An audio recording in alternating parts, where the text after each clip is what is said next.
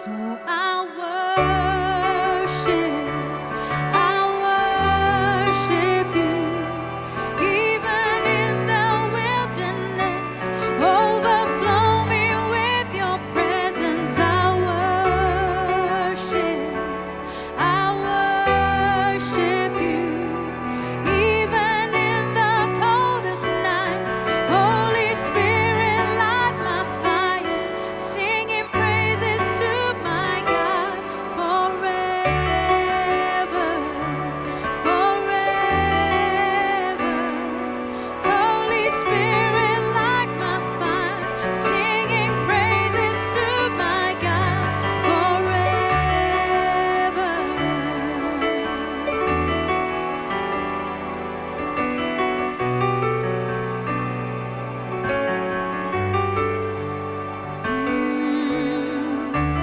You guide me, direct me to the path you have for me. Although I may not see it now, I know your promise still stands.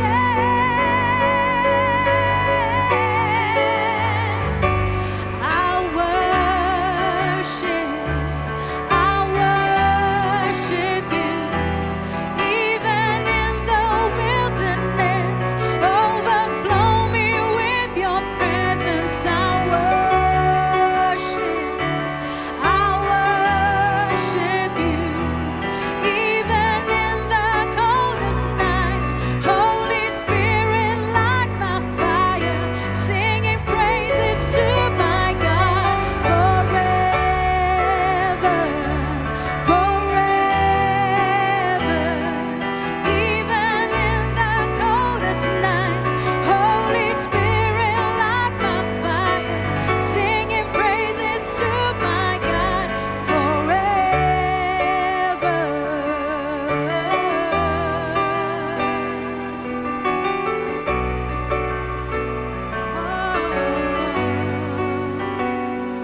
Although I may not see it now, I know your promise still stands.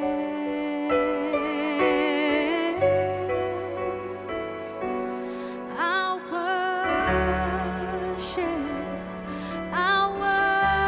worship you, even in the wilderness. Overflow me with your presence. I worship you, even in the coldest nights. Holy Spirit, light my fire, singing praises to my God forever.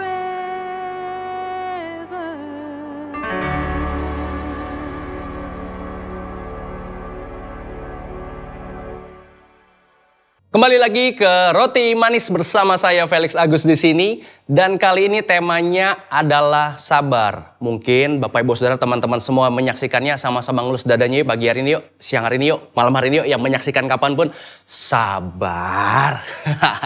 Kita cenderung menanggapi sesuatu dengan respon reaktif kita.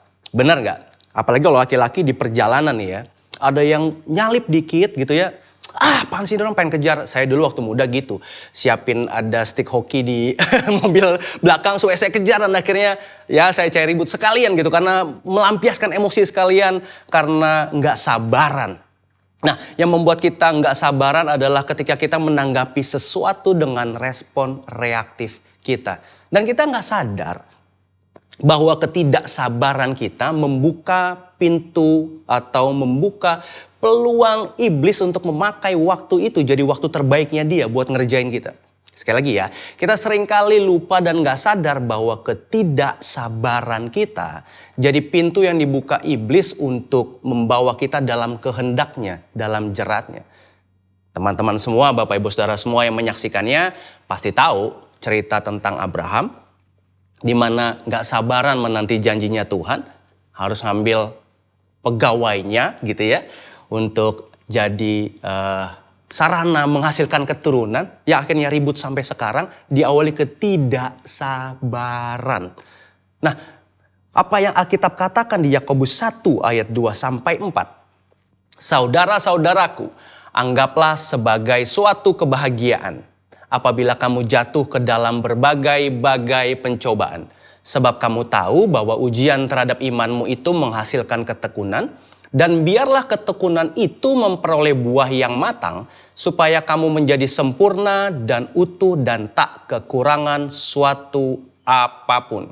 Di sini ditulis oleh Yakobus, saudaranya Yesus, ditujukan kepada umat Kristen dan hari ini bagi kita semua yang mengalami penderitaan atau kesulitan yang membuat kita seakan-akan kayak nggak sabaran untuk melihat janjinya Tuhan. Nggak sabaran, Tuhan udah bilang begini kok nggak kejadian. Nggak sabaran akhirnya memilih kita mengerjakannya dengan cara kita, dengan mau kita, dan dengan waktu kita. Dan di sini tertulis bahwa anggaplah sebagai suatu kebahagiaan.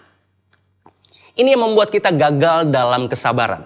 Karena kita nggak melihat apa yang Tuhan izinkan terjadi dalam kehidupan kita sebagai suatu kebahagiaan. Mungkin bisa nanya, Lex, bahagia dari mana? Bahagia dari mana orang aku disakitin? Bahagia dari mana orang berdoa buat anakku sampai hari ini nggak ada jawaban? Berdoa jawaban seperti apa ketika sampai hari ini keuangannya juga masih begini dan banyak sekali lagi terus semua dengan protes-protesnya kita dengan kenyataan penderitaan kesulitan yang kita alami. Bahagia dari mana, Lex?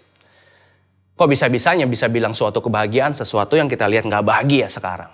Tapi di sini tertulis bahwa kamu jatuh dalam berbagai-bagai pencobaan, kita disebut bahagia karena ujian itu adalah menghasilkan ketekunan.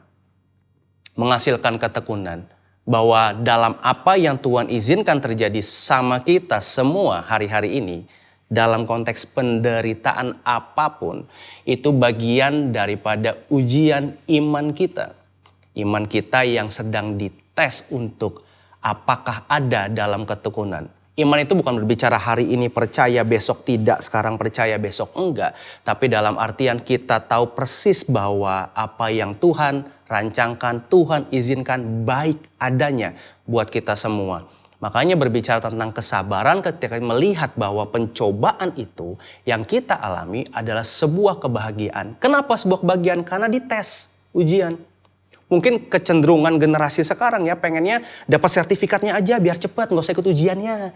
Dan lain-lain banyak hal karena biar dapat sahnya doang gitu. Padahal sebenarnya dari sekolah ya, pendidikan, semua segala sesuatu yang penting kan sistem belajarnya, proses belajarnya maksud saya.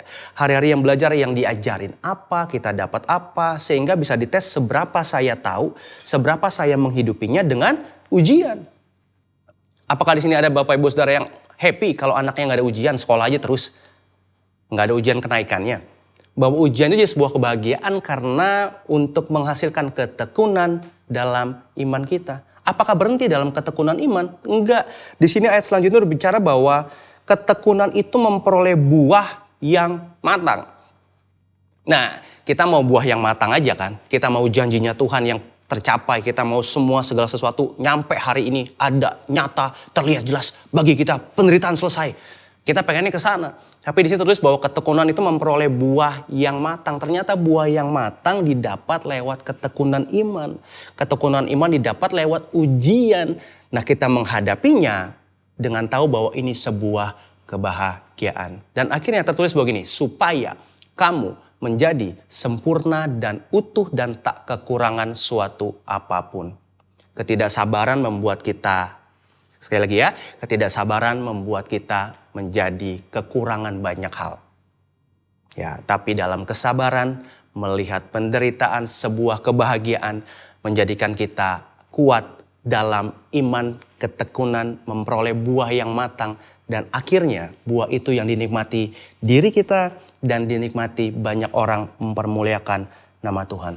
Coba bayangkan kalau kita punya Tuhan yang gak sabaran. Coba bayangkan mungkin kita hari ini gak ada sebagaimana kita ada hari ini. Bersyukurnya Tuhan saya bukan saya ya.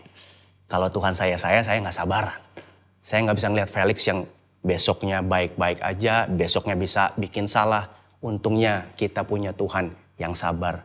Tuhan yang memberikan kesempatan dalam kehidupan kita karena tahu Dia melihat masa depan kita ada di dalam kehendak-Nya. Demikian juga kita, sabarlah dalam segala sesuatunya karena ada Tuhan di sana yang menghasilkan ketekunan, yang membuahkan buah yang matang. Yang dinikmati dirimu, dinikmati banyak orang, mempermuliakan nama Dia. Tuhan Yesus memberkati.